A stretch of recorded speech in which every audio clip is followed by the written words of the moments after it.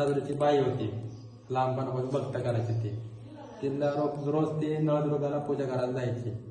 पूजा करता करता त्याचे आई वडील म्हणले की तुमची मुलगी वयात आली, कुठं जाते काय जाते बघा तुम्ही. त्यांचं बोलणं चालू होतं. नंतर तिचं लग्न लावून दिलं. तेव्हा ती तांबराजुरीला आले.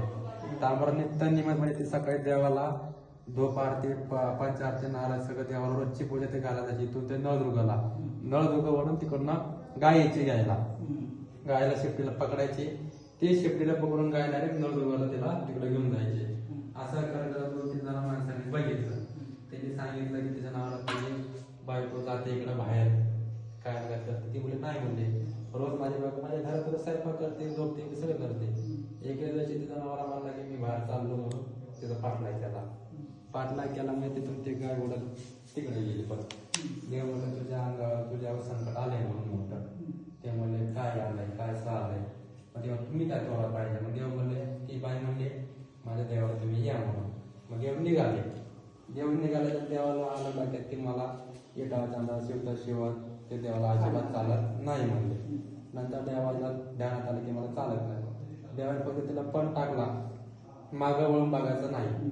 जिथं तू मागं वळून बघणार तिथं मी गुप्त होणार आणि तू त्या जागेवर शिळा होऊन पडणार म्हणून. तसं बोलून घोड्याचा कुत्र्याचा आवाज, घोड्याचा आवाज, पैंजणाचा आवाज, घुंगरू वाळू गेलो देव चालले होते. देव चालताना देवाने घोड्याचा आवाज सगळं बंद केलं. बंद केल्यानंतर ती बाई म्हणली माझ्या मला देव काय येत म्हणून विचारलं की तिने मागवून बघितलं. जसं मागवून बघितलं तसं देव तर गुप्त झाले आणि तांबराची बाई तिकडं डोंगर गुप्त झाले.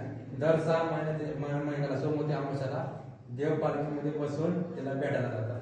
तिला भेटून तिथं आंघोळ घालतात. तिथं कुंडामध्ये कुंड येते मोठं, कमळाच्या वरती पाणी.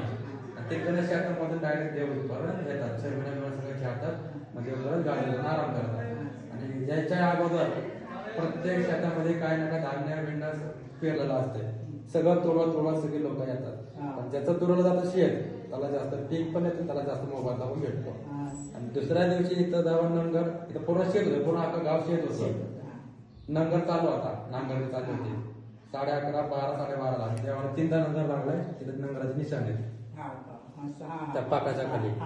देवाला नंगर लागल्यानंतर देवा तो नंगर अडकला तो नंगर उलटून पडला खाली. देवाचा रक्त बाहेर आला.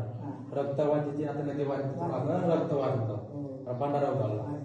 भंडारा उधळला रात्री अर्ध्या रात्री दुसऱ्या दिवशी बघितलं तर हे पूर्ण मंदिर बांधलं गेलं. पूर्ण मध्ये स्वयंभू आहे. त्याला पण बांधतो भैरवनाथ पण स्वयंभू आहे. हे पिंड पण खाली आहे. म्हणून देवाला बाई चालत नाही आतमध्ये. देवाला काही चालत देवाला. आता देवाचं महत्व आहे. आणि ते लिंग आहे. एक खोंड वेगळं पलीकडे मासा आणि खाली पाणी आहे. आणि कुठपर्यंत खाली गेले त्याचा अंदाज कोणालाच नाही. आणि स्वयंभू पूर्ण जागृत देवस्थान आहे. प्रत्येकाला काय काय चंपाषष्ठी आरतीला तिथं जत्रा भरते. आता पोहोचून चालू मग थोडंसं रिकाम आहे. हँड वगैरे तुम्ही आला तुम्हाला आता नाही भेटली बघायला. बघतो भरपूर येतात, गुजरात वळून येतात. प्रत्येक दिवशी देवाची पूजा वेगळी झाली. देवाचा ग्रुप आहे ज्यावेळी मला मी दररोजची देवाची पूजा वेगळी घालतो. म्हणजे रोज ग्रुपला सोडला. परगावचे लोक ऍड आहेत, सगळे आता ग्रुपला. नंबर तुम्हाला ऍड करतो. नंबर